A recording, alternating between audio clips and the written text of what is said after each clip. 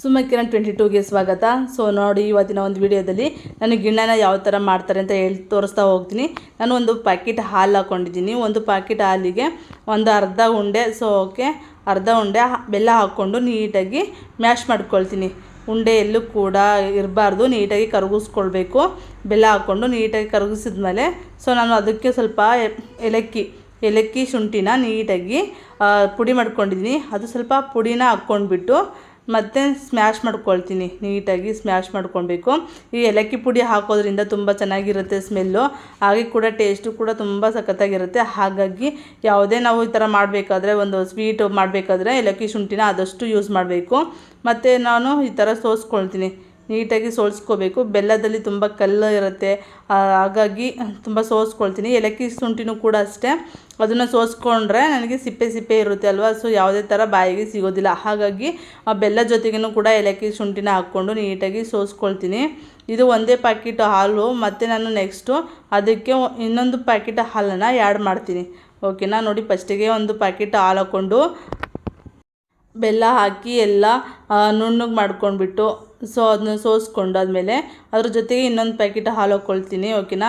ಆ ಹಾಲಿನ ಪ್ಯಾಕೆಟಲ್ಲಿ ನೀರು ಇರುತ್ತೆ ಅಲ್ವ, ಅದನ್ನು ಜಾಸ್ತಿ ಯೂಸ್ ಮಾಡಬಾರ್ದು. ಆದಷ್ಟು ನಾವು ಗಿಣ್ಣ ಮಾಡಬೇಕಾದ್ರೆ ನೀರನ್ನು ತುಂಬ ಕಮ್ಮಿಯಾಗಿ ಹಾಕ್ಕೋಬೇಕು. ಇಲ್ಲ ಅಂತ ಹೇಳಿದರೆ ಬೆಲ್ಲ ಎಲ್ಲ ಬಿಡ್ಕೊಳ್ಳೋ ಚಾನ್ಸ್ ಇರುತ್ತೆ.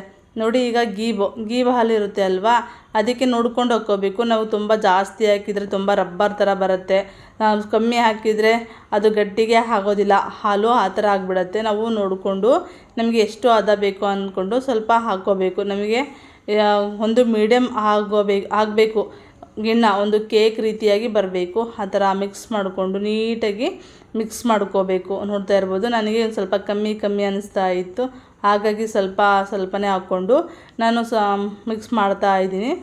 ಫೈನಲಿ ಈ ಥರ ಆಗಿದೆ. ಓಕೆನಾ. ನೋಡಿ, ಈ ಥರ ಆಗಿದೆ. ಈ ಪಾತ್ರೆನ ನಾವು ಪಾತ್ರೆಯಲ್ಲಿ ಇಟ್ಟರೆ ತುಂಬ ಗ್ಯಾಸ್ ವೇಸ್ಟ್ ಆಗುತ್ತೆ ಅಂತ ಅಂದ್ಕೊಳ್ತೀನಿ. ತುಂಬ ಹೊತ್ತಾಗ ಬೇಯಿಸ್ಬೇಕಾಗತ್ತೆ.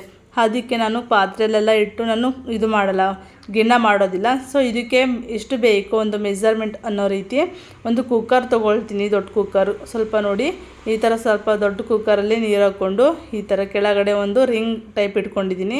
ಈ ಥರ ಇಟ್ಕೊಂಡಾದಮೇಲೆ ನಾವು ಮೇಲೊಂದು ಮುಚ್ಚಳ್ಕ ಹಾಕ್ಕೊಂಡ್ಬಿಟ್ಟು ಮತ್ತು ಹಾಗೆ ಕುಕ್ಕರನ್ನ ಕ್ಯಾಪನ್ನ ಹಾಕ್ತೀನಿ. ಸೊ ಈ ಥರ ಹಾಕೋದ್ರಿಂದ ತುಂಬ ಬೇಗ ಆಗುತ್ತೆ. ಒಂದು 3ರಿಂದ ಒಂದು 6 ವಿಷಲ್ ಅಂತೂ ನಾನು ಕೂಗಿಸ್ತೀನಿ. ಓಕೆನಾ. ಇಲ್ಲ ಅಂತ ಹೇಳಿದರೆ ಅದು ಬೇಯುತ್ತಾ ಇಲ್ಲ, ನಿಮಗೆ ಗೊತ್ತಿರಲ್ಲ. ಹಾಗಾಗಿ ನೀಟಾಗಿ ಬೇಯಬೇಕು. ಅದು ಗಿಣ್ಣದ ಹಾಲು ಆಗಿರೋದ್ರಿಂದ ಒಂದು 6 ವಿಷಲ್ ಕೂಗಿಸ್ಕೊಳ್ತೀನಿ. ಈ ಥರ ಕುಕ್ಕರಲ್ಲಿ ನಾವಿಟ್ಟು ಗಿಣ್ಣ ಮಾಡೋದ್ರಿಂದ ಗ್ಯಾಸು ಕೂಡ ಉಳಿಯುತ್ತೆ, ಮತ್ತು ತುಂಬ ಕ್ವಿಕ್ಕಾಗಿಯೂ ಅರ್ಧ ಗಂಟೆಗೆ ನಾವು ಮಾಡ್ಕೊಬೋದು ಈ ಒಂದು ಗಿಣ್ಣನ. ಓಕೆನಾ. ನೋಡಿ, ಈ ಥರ ಮಾಡ್ಕೊಬೋದು. ಅವಾಗೆಲ್ಲ ತುಂಬ ಒಲೆ ಮೇಲೆ ಪಾತ್ರೆಯಲ್ಲಿಟ್ಟು ಬೇಯಿಸ್ತಾಯಿದ್ರು, ಬಟ್ ಈಗೆಲ್ಲ ಈಸಿ ಟು ವೇ ಆಗಿದೆ. ನೋಡ್ತಾ ಇರ್ಬೋದು, ಈ ಥರ ಇಟ್ಕೊಂಡು ಬೇಯಿಸ್ಕೊಳ್ತೀನಿ. 6 ವಿಷಲ್ ಕೂಗಾದ್ಮೇಲೆ ಯಾವ ಥರ ಬಂದಿರುತ್ತೆ ಗಿಣ್ಣ ಅಂತ ನೀವೇ ನೋಡ್ಬೋದು. ಸೊ ನೋಡಿ, ಎಷ್ಟು ಚೆನ್ನಾಗಿ ಬಂದಿದೆ ಸಾಫ್ಟಾಗಿ. ಈ ಕಡೆ ಅರ್ಧ ಆಗಲೇ ನಾನು ತೆಗ್ದುಬಿಟ್ಟಿದ್ದೆ.